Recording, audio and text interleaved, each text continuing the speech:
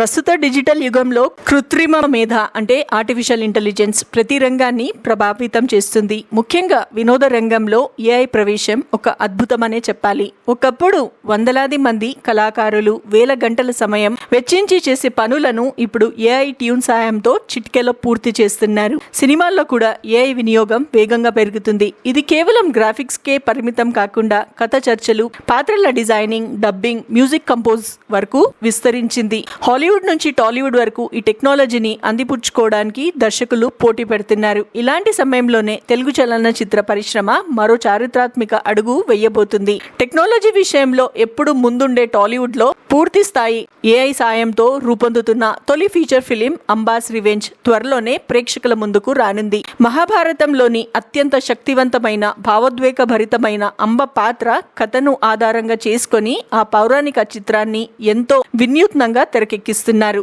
హనుమాన్ విజయోత్సవం సందర్భంగా చిత్ర యూనిట్ విడుదల చేసిన టైటిల్ పోస్టర్ ప్రస్తుతం సినీ వర్గాల్లో చర్చనీయాంశంగా మారింది. ఈ భారీ ప్రాజెక్ట్ ను శ్రీ లలిత కళా చిత్రాలు, నక్కతోక ఫిలిం సంయుక్తంగా నిర్మిస్తున్నాయి. శ్రీకాంత్ రెడ్డి కుండూరు నిర్మాతగా, రాణి మాడిసన్ సహా నిర్మాతగా వ్యవహరిస్తుండగా జనార్దన్ రెడ్డి క్రియేటివ్ డైరెక్టర్ గా ఈ చిత్రానికి ప్రాణం పోస్తున్నారు. ఏఐ ట్యూన్స్ వినియోగంతో విజువల్స్, పాత్రల రూపకల్పన, కథన నిర్మాణం అన్ని కలిసి గతంలో ఎప్పుడూ చూడని కొత్త స్టైల్ ను ఈ సినిమా ద్వారా చూపించబోతున్నారు.